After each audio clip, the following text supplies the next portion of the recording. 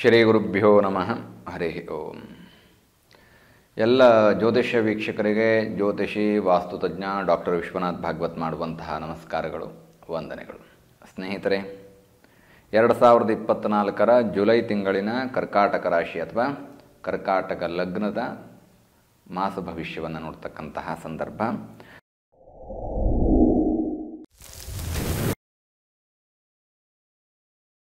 ಗ್ರಹಸ್ಥಿತಿಗಳು ಈ ರೀತಿಯಾಗಿದ್ದಾವೆ. ರವಿ ಶುಕ್ರರು 1ನೇ ಮನೆಯಲ್ಲಿ ಅಂದರೆ ಕರ್ಕಾಟಕ ರಾಶಿಯಲ್ಲಿ, ಬುಧ 2ರಲ್ಲಿ, ಕೇತು 3ರಲ್ಲಿ, ಶನಿ 8ರಲ್ಲಿ ಹಾಗೂ ರಾಹು 9ರಲ್ಲಿ.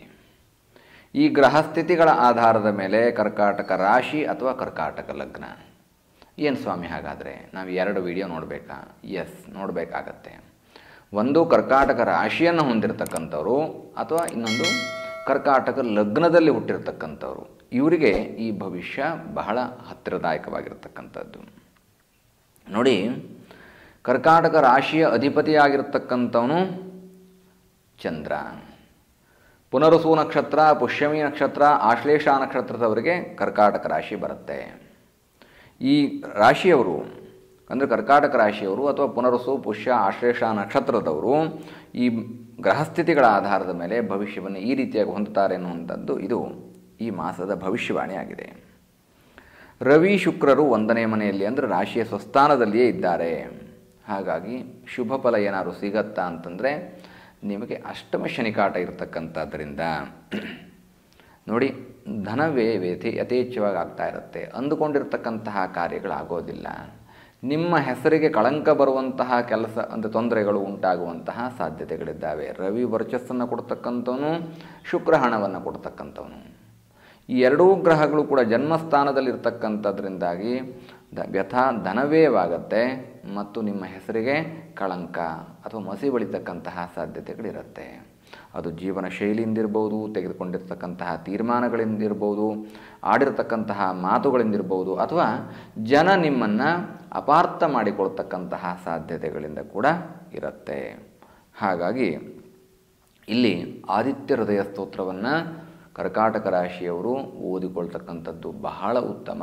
ಓದಿಕೊಳ್ಳಲೇಬೇಕು ಆದಿತ್ಯ ಹೃದಯ.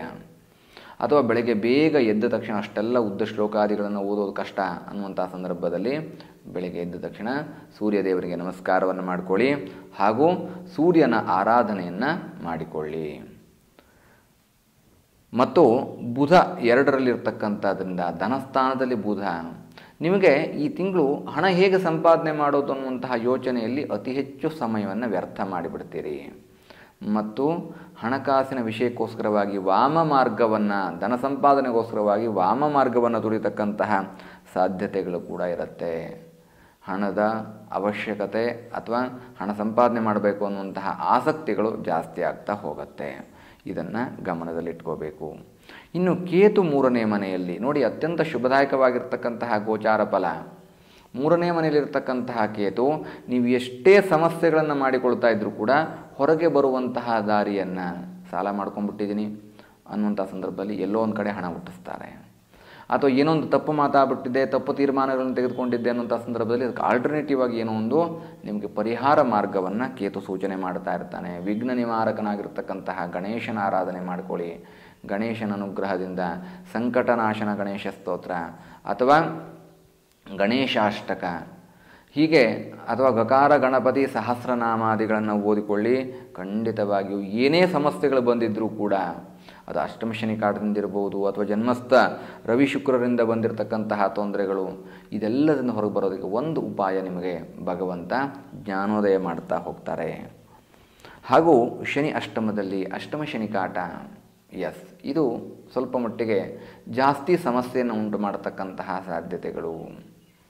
ಹಾಗಾಗಿ ಇಲ್ಲಿ ಈಗ ವಕ್ರಶನಿ ಬೇರೆ ಪ್ರಾರಂಭ ಆಗತ್ತೆ.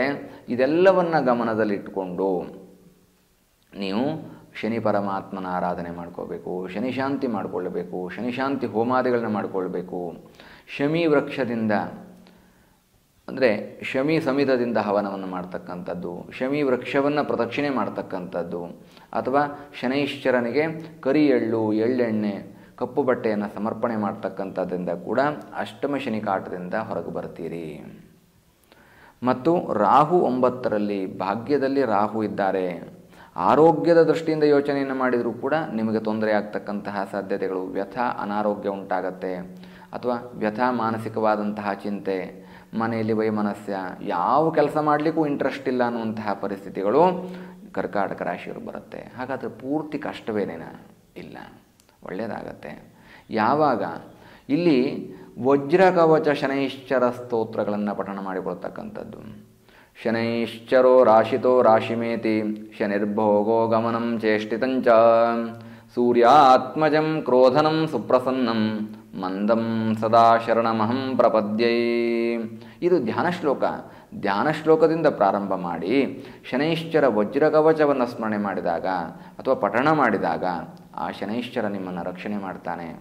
ಜನ್ಮ ಶನಿಯಾಗಿರಲಿ, ಪಂಚಮ ಶನಿಯಾಗಿರಲಿ, ಅರ್ಧಾಷ್ಟಮ, 7.5 ಅಥವಾ ಅಷ್ಟಮ ಶನಿ ಕಾಟದಲ್ಲಿ ಶನೈಶ್ಚರ ವಜ್ರಕವಚ ಸ್ತೋತ್ರವನ್ನು ಪಠಣ ಮಾಡ್ಕೋಬೇಕು. ಶನಿ ಪರಮಾತ್ಮ ನ್ಯಾಯಾಧೀಶ ಅಂತ ಹೇಳ್ತೇವೆ. ಯಾರು ಭಗವಂತನಿಗೆ ಸ್ಮರಣೆಯನ್ನು ಮಾಡ್ತಾರೋ, ಭಗವಂತನಿಗೆ ಮೊರೆಯನ್ನು ಹೋಗ್ತಾರೋ ಅಂಥವರಿಗೆ ಶನಿ ಪರಮಾತ್ಮ ಎಲ್ಲ ರೀತಿಯಲ್ಲೂ ರಕ್ಷಣೆಯನ್ನು ಮಾಡುತ್ತಾನೆ. ಹೇಗಿರಬೇಕಾಗಾದರೆ ನ್ಯಾಯಯುತವಾಗಿರ್ತಕ್ಕಂತಹ ಜೀವನವನ್ನು ನಾವು ಮಾಡ್ತಾ ಹೋಗಬೇಕು. ಆಗ ಶನಿ ಪರಮಾತ್ಮ ನಿಮ್ಮನ್ನು ರಕ್ಷಣೆ ಮಾಡ್ತಾ ಹೋಗ್ತಾನೆ. ಆರೋಗ್ಯದ ಕಡೆ ಗಮನ ಹರಿಸಿ. ಯಾವುದೇ ಉದ್ಯೋಗ ವ್ಯಾಪಾರಾದಿಗಳನ್ನ ಮಾಡ್ತಾ ಇರಿ, ಆರ್ಥಿಕ ಸಂಪತ್ತು ಬರುವಂತಹ ಸಂದರ್ಭದಲ್ಲಿ ಅದು ನಷ್ಟ ಆಗದೇ ಇದ್ದ ಹಾಗೆ ನೋಡ್ಕೊಳ್ಳಿ. ಒಟ್ಟಾರೆ ಶುಭ ಫಲ ಅಶುಭ ಫಲವನ್ನು ಯೋಚನೆ ಮಾಡಿದರೆ ಒಂದು 40% ಶುಭ ಫಲ ಇದೆ, ಇನ್ನು ಉಳಿದ 60% ಅಶುಭವನ್ನು ಶುಭ ಮಾಡ್ಕೊಳ್ಳೋದಕ್ಕೋಸ್ಕರವಾಗಿ ಶನೈಶ್ಚರನ ಆರಾಧನೆ, ರಾಹುವಿನ ಆರಾಧನೆ ಮಾಡ್ಕೊಳ್ತಾ ಹೋದರೆ ಎಲ್ಲ ಕಷ್ಟಗಳು ದೂರವಾಗುವುದರಲ್ಲಿ ಸಂದೇಹವೇ ಇಲ್ಲ. ಇದನ್ನು ಹೊರತುಪಡಿಸಿ ಕೂಡ ನೂರಾರು ಮಂತ್ರ ಸಾಧನಗಳಿದ್ದಾವೆ, ಯಂತ್ರ ಸಾಧನಗಳಿದ್ದಾವೆ. ಅದನ್ನೆಲ್ಲವನ್ನು ನೀವು ಪಡೆದುಕೊಂಡು ನಿಮ್ಮ ಕಷ್ಟವನ್ನು ಕೂಡ ದೂರ ಮಾಡಿಕೊಳ್ಳಬಹುದು. ಒಂದೆರಡು ಉದಾಹರಣೆ ಹೇಳ್ಬೋದು, ಇಲ್ಲ ಅಂತಲ್ಲ. ಆದರೆ ದಶಾಕ್ಷರ ಮಹಾವಿಷ್ಣು ಯಂತ್ರ ಅಥವಾ ದ್ವಾದಶಾಕ್ಷರ ಮಹಾಲಕ್ಷ್ಮಿ ಯಂತ್ರಗಳು, ಇದನ್ನೆಲ್ಲವನ್ನು ನೀವು ಮನೆಯಲ್ಲಿಟ್ಟುಕೊಂಡು ಅಥವಾ ಉದ್ಯೋಗ ವ್ಯಾಪಾರ ಕ್ಷೇತ್ರದಲ್ಲಿ ಇಟ್ಕೊಳ್ತಕ್ಕಂಥದ್ರಿಂದ ನಿಮ್ಮ ಕಷ್ಟಗಳು ದೂರವಾಗಿ ಹಣಕಾಸು ಯಥೇಚ್ಛವಾಗಿ ಲಾಭದಾಯಕವಾಗಿ ನಿಮಗೆ ಬರುತ್ತೆ. ಇದೆಲ್ಲವನ್ನು ಬರೀ ಈ ಗೋಚಾರದ ಫಲದ ಮೇಲೆ ಹೇಳಬಹುದಾ? ಇಲ್ಲ. ನಿಮ್ಮ ರಾಶಿ ನಕ್ಷತ್ರಗಳ ಆಧಾರದ ಮೇಲೆ ಮತ್ತು ನಿಮ್ಮ ಜನ್ಮ ಕುಂಡಲಿಯ ಆಧಾರದ ಮೇಲೆ ಇದನ್ನು ಉಲ್ಲೇಖ ಮಾಡಬಹುದು. ಹಾಗಾಗಿ ನಿಮ್ಮ ಪ್ರಶ್ನೆಗಳಿದ್ದರೆ ಅಥವಾ ನಿಮ್ಮ ಸಮಸ್ಯೆಗಳು ಪರಿಹಾರ ಆಗದೇ ಇದ್ದಂತಹ ಸಂದರ್ಭದಲ್ಲಿ ಕೆಳಗಡೆ ವಾಟ್ಸಪ್ ನಂಬರ್ ಇದೆ. ನಿಮ್ಮ date of birth, time of birth, place of ಬರ್ತನ್ನು ಕಳಿಸಿ ಅಂದರೆ ಕೂಲಂಕುಷವಾಗಿ ಪರಿಶೀಲನೆಯನ್ನು ಮಾಡಿ ನಿಮಗೆ ಏನು ಸಂಕ್ಷಿಪ್ತವಾಗಿ ಏನೇನು ಮಾಡ್ಕೊಳ್ಳೋಕೆ ಸಾಧ್ಯವೋ, ಸಣ್ಣ ಪ್ರಮಾಣದಲ್ಲಿ ದೊಡ್ಡ ಖರ್ಚಿಲ್ಲದೆ ಇರತಕ್ಕಂಥ ರೀತಿಯಲ್ಲಿ ಹೇಗೆ ಪರಿಹಾರವನ್ನು ಮಾಡ್ಕೊಳ್ಳಿಕ್ಕೆ ಸಾಧ್ಯವೋ ಅದನ್ನೆಲ್ಲವನ್ನು ತಿಳಿಸೋಣ. ಅಷ್ಟಮ ಶನಿ ಕಾಟದ ಇನ್ನೂ 1 ವರ್ಷ ಕಾಲ ಇದೆ, ಹೆಚ್ಚು ಕಮ್ಮಿ 1 ವರ್ಷದ ಮೇಲೆ ಇದೆ. ಹಾಗಾಗಿ ಈ ಸಂದರ್ಭದಲ್ಲಿ ನಿಮಗೆಲ್ಲವೂ ಪರಿಹಾರವಾಗಿ ನಿಮ್ಮ ಜೀವನ ಶುಭದಾಯಕವಾಗಿರಲಿ ಅನ್ನುವಂತಹ ಪ್ರಾರ್ಥನೆಯನ್ನು ಮಾಡ್ತಾ, ಕೊಟ್ಟಂತಹ ಪರಿಹಾರ ನಿಮಗೆ ಸರಿಯಾಗಿರಬೇಕು, ನಿಮ್ಮ ಎಲ್ಲ ಕಷ್ಟಗಳು ದೂರವಾಗಬೇಕು ಅನ್ನುವಂತಹ ಪ್ರಾರ್ಥನೆಯನ್ನು ಮಾಡ್ತಾ ಜುಲೈ ತಿಂಗಳಿನ 2024ನೇ ಇಸವಿಯ ಕರ್ಕಾಟಕ ರಾಶಿಯ ಭವಿಷ್ಯವನ್ನು ಸಂಪನ್ನ ಮಾಡ್ತಾ ಇದ್ದೇನೆ. ಶುಭಂ ಭೂಯಾತ್. ಲೋಕಾಹ ಸಮಸ್ತ ಸುಖಿನೋ ಭವಂತು. ಸಮಸ್ತ ಸನ್ಮಂಗಲಾನಿ ಭವಂತು.